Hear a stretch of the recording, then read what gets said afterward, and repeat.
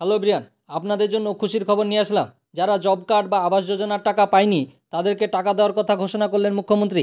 আপনারা 100 দিনের টাকা 21শে ফেব্রুয়ারির মধ্যে সবাই অ্যাকাউন্টে পেয়ে যাবেন। আর বাড়ি করার টাকা কবে পাবেন এবং জব কার্ডের ব্যাপারে কি বলল আমি সম্পূর্ণ আলোচনা করব। আপনারা শেষ পর্যন্ত দেখবেন।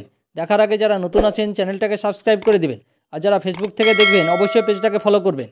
কি বলেছে দেখুন, মাস্টার স্ট্রোক মমতার হকের টাকা বন্ধ করে দিয়ে কেন্দ্রের বিজেপি সরকার যখন বাংলাকে ভাতে মারার চেষ্টা করছে, তখন বিকল্প রাস্তা হেঁটে পশ্চিমবঙ্গের খেটে খাওয়া প্রান্তিক মানুষের জন্য খুশির খবর বয়ে আনলেন বাংলার মুখ্যমন্ত্রী মমতা বন্দ্যোপাধ্যায়। কেন্দ্রের মুখাপেক্ষী না থেকে শনিবার রেড রোডের ধর্নামঞ্চে মমতার দীপ্ত ঘোষণা, 100 দিনের কাজ করা বাংলার 21 লক্ষ শ্রমিকের ব্যাংক অ্যাকাউন্টে প্রাপ্য টাকা 21 ফেব্রুয়ারি পৌঁছে দেবে তার সরকার।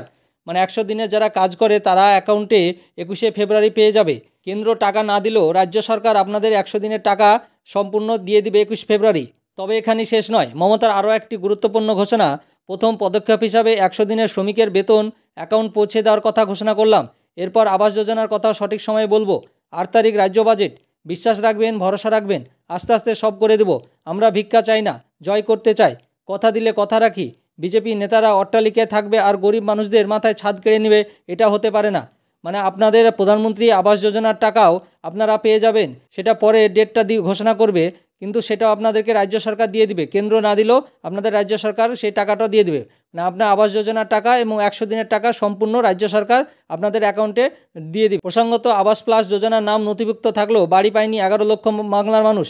সূত্রের খবর, বাজেটে এই প্রকল্পের প্রথম কিস্তির টাকা দেওয়ার কথা ঘোষণা করবেন মমতা।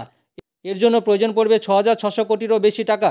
100 দিনের কাজ, আবাস যোজনা সহ বিভিন্ন প্রকল্পে কেন্দ্রের কাছে 1,20,000 কোটি টাকার বেশি প্রাপ্য বলে দাবি রাজ্যের।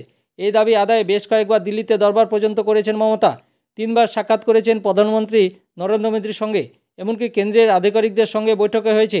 রাজ্য প্রশাসনের কর্তাদের 156টি কেন্দ্রের পর্যবেক্ষক দল বাংলায় ঘুরে গিয়েছে। এত সবের পরে প্রাপ্য মেটাতে কোনো সদার্থক প্রচেষ্টা না হয় তাতার ভূমিকায় অবতীর্ণ হলেন খোদ মমতায়। প্রশাসনিক সূত্রে জানা গিয়েছে, কেন্দ্রের কাছে 100 দিনের কাজের মজুরি বাবদ বকেয়া 3,732 কোটি টাকা, মজুরি ছাড়া উপাদান বাবদ বকেয়া 3,181 কোটি টাকা, অর্থাৎ মোট বকেয়ার পরিমাণ 6,913 কোটি। সূত্রে খবর, আগামী 21শে ফেব্রুয়ারি 100 দিনের কাজের মজুরি বাবদ প্রায় 3,500 কোটি টাকা পরিশোধ করবে রাজ্য সরকার। এই টাকা কোথা থেকে আসবে? মমতার কৌশলী জবাব, মানুষের টাকা, মাটির টাকা, মজুরির টাকা, কাজের টাকা। রাজ্যের মুখ্যমন্ত্রী ঘোষণা করেছে 21শে ফেব্রুয়ারি 100 দিনের সম্পূর্ণ টাকাটা আপনাদেরকে দিয়ে দিবে, আর যেগুলো বাকি আছে। কিন্তু আবাস যোজনার টাকা দেবে রাজ্য সরকার, সেটাও ঘোষণা করেছে, কিন্তু কবে দিবে সেই ডেটটা এখনও বলেনি। যখন বলবে আপনাদেরকে আমি জানিয়ে দেবো। আপনারা 21শে ফেব্রুয়ারি অ্যাকাউন্ট চেক করবেন, টাকা ঢুকে যাবে। সবাই 21শে ফেব্রুয়ারি পাবেন না, কারো পরেও টাকা ঢুকতে পারে। আপনারা অ্যাকাউন্টটা চেক করতে থাকবেন। রাজ্য সরকারের এই উদ্যোগ কেমন লাগলো আপনারা অবশ্যই কমেন্ট করে জানান। আর আমার এই ভিডিওটা ভালো লাগলে লাইক এবং শেয়ার করে দিবেন। আর যারা নতুন আছেন চ্যানেলটাকে সাবস্ক্রাইব করে দিবেন, আর পাশে থাকা বেল আইকনে ক্লিক করে দিবেন, যাতে পরবর্তী ভিডিওটা আপনি প্রথমেই পেয়ে যান। আর যারা ফেসবুক থেকে দেখবেন অবশ্যই পেজটাকে ফলো করবেন। ধন্যবাদ।